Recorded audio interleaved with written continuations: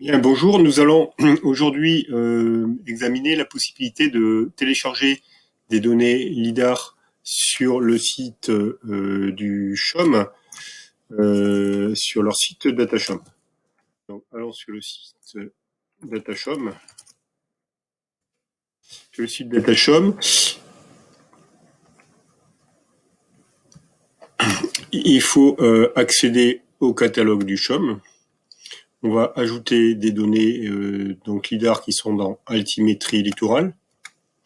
L'altimétrie littorale, on trouve du lidar sur différentes zones France, Polynésie, îles Éparses, Guadeloupe, Languedoc-Roussillon, etc. Sachant que la partie Aquitaine est disponible plutôt sur le site de l'opérateur Pigma ou alors maintenant sur le site IGN éventuellement. Alors, on va partir sur le Finistère, Litho 3D 2014. Donc, je vais cocher ceci et je lui dis fermer le catalogue. Je vais donc intégrer mon accès à ma donnée Litho 3D Finistère 2014 ici. Avec les outils, je peux définir le souhait de réaliser un téléchargement. Alors, allons-y. On va choisir un endroit, par exemple, dans ce coin-là. Sur lequel on a, vous voyez, la partie marine de la donnée Litho 3D et la partie terrestre qui remonte jusqu'à environ une dizaine de kilomètres. Alors, en appuyant sur télécharger, on peut accéder à l'outil de téléchargement qui nous indique qu'il faut cliquer sur la carte pour indiquer le premier coin de votre zone, puis cliquer une deuxième fois à l'emplacement du coin opposé. Donc, allons-y. Je vais, par exemple, partir sur ce secteur-là. Je définis une unité de livraison. Je valide. Il y a ici 2 unités de livraison dans la zone. Voulez-vous la recevoir par mail? Oui. C'est tout simple. Il suffit d'indiquer un mail et on a terminé avec DataChom. Alors, ensuite, nous allons recevoir par mail ces 2 unités de livraison. Alors, allons voir, ça doit être relativement instantané. Voilà, nous avons le lien qui est arrivé. J'ai une partie qui concerne la dalle 130 67 95 et puis une autre partie concernant la dalle 135 67 95. Je vais sélectionner plutôt celle-ci.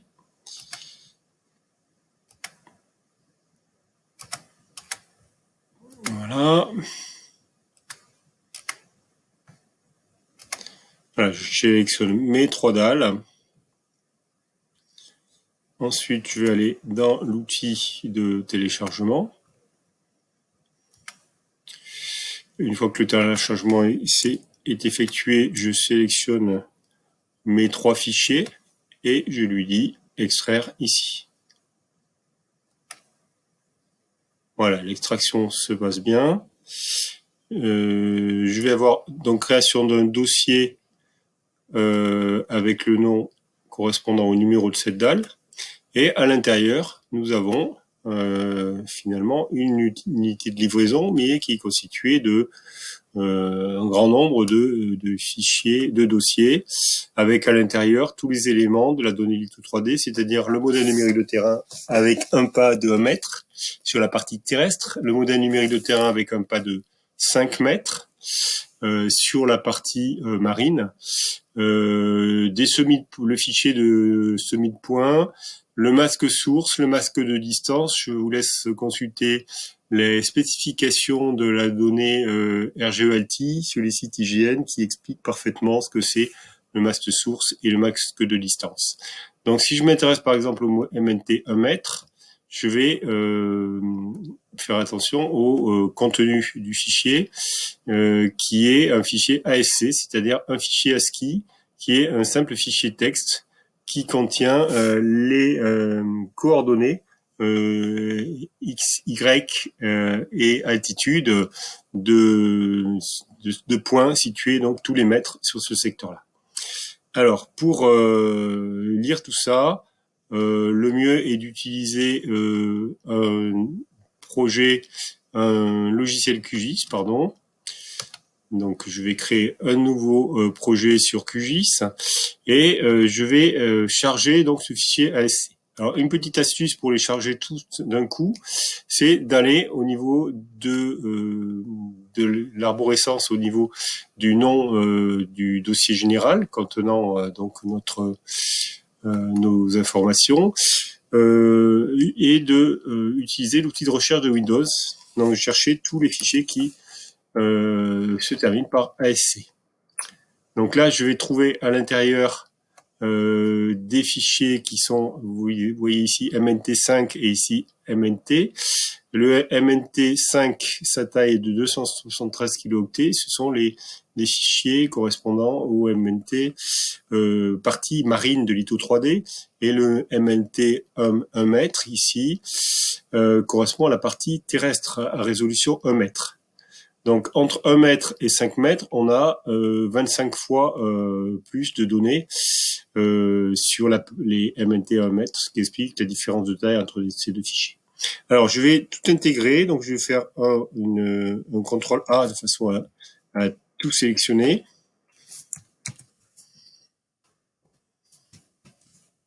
Voilà.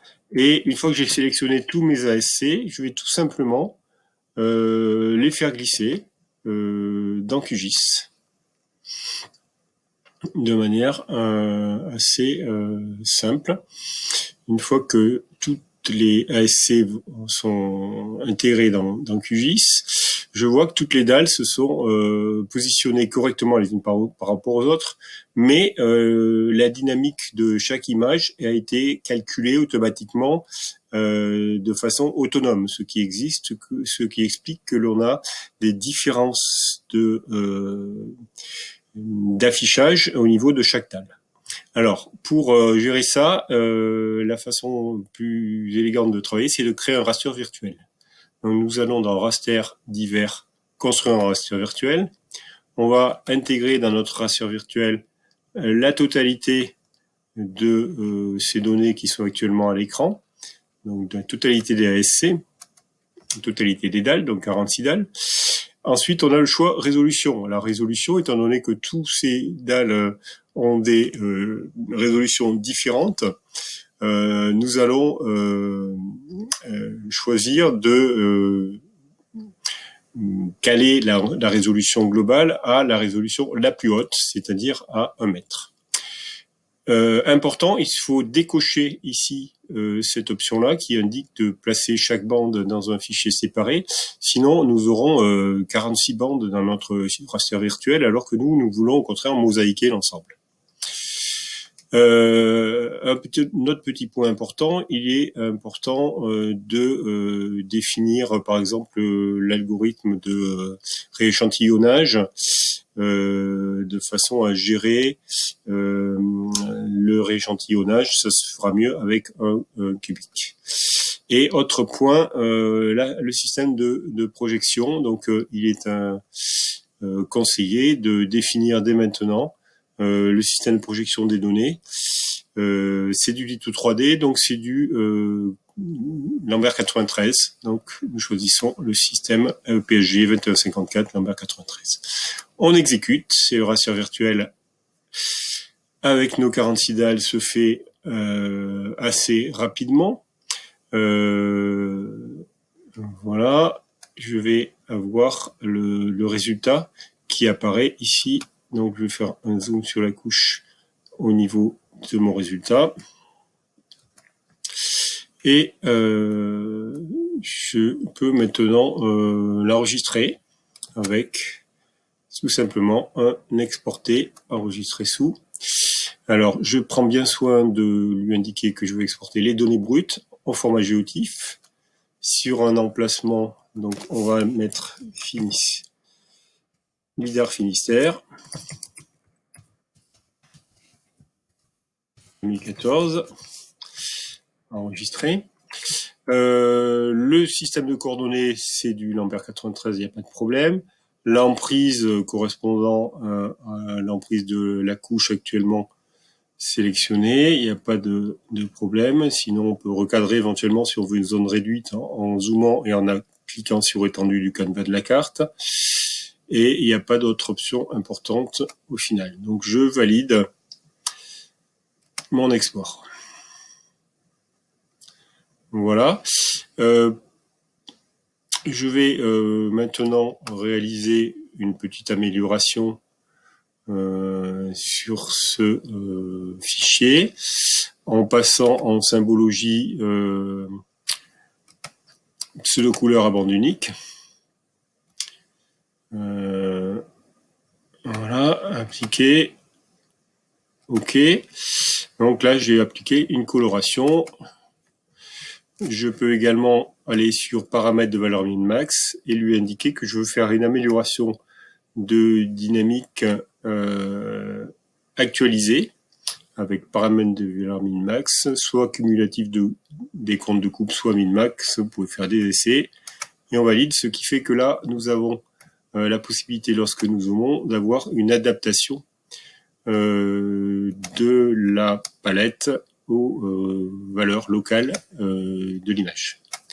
Bon, tout ce travail n'est pas particulièrement, il n'est pas spécifique aux données LIDAR, donc je vais passer maintenant à la réalisation d'un ombrage. Donc pour réaliser un ombrage, on va dans boîte à outils, on cherche ombrage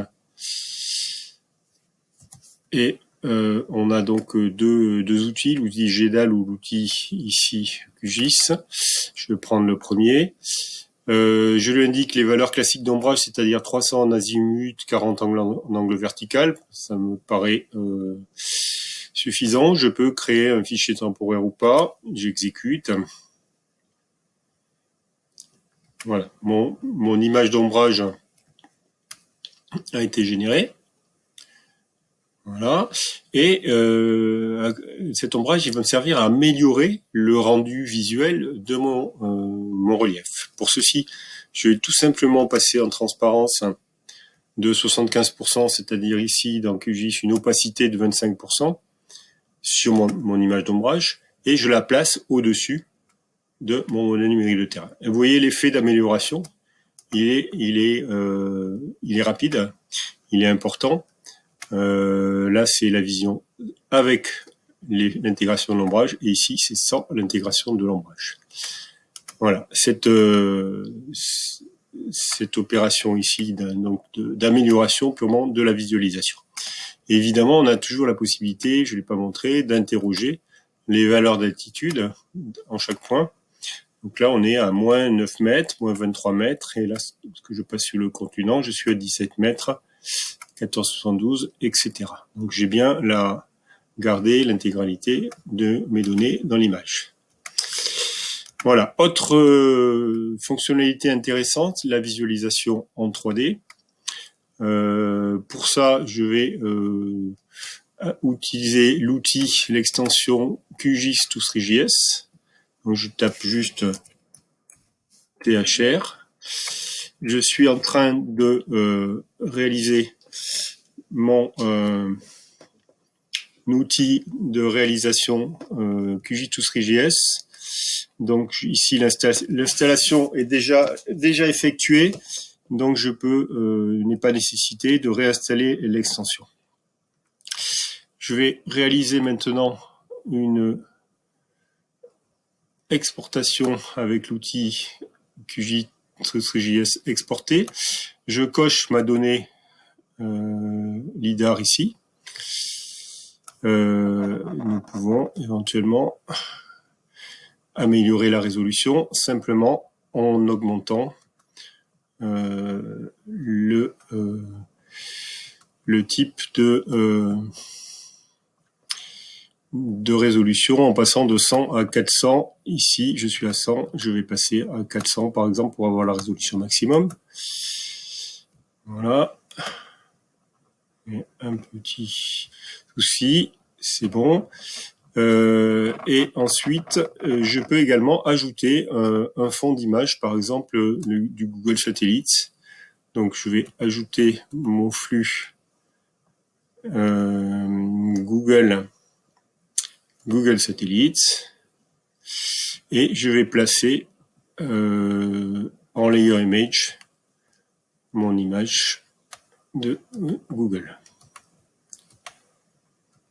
Voilà, ça va me permettre d'avoir une représentation de mon image en drapage sur le modèle numérique de terrain. Bon, ici, l'altitude n'est pas très importante. J'aurais pu choisir un endroit un peu plus marquant, mais enfin, la méthode est la bonne. Voilà, je vais clôturer maintenant cette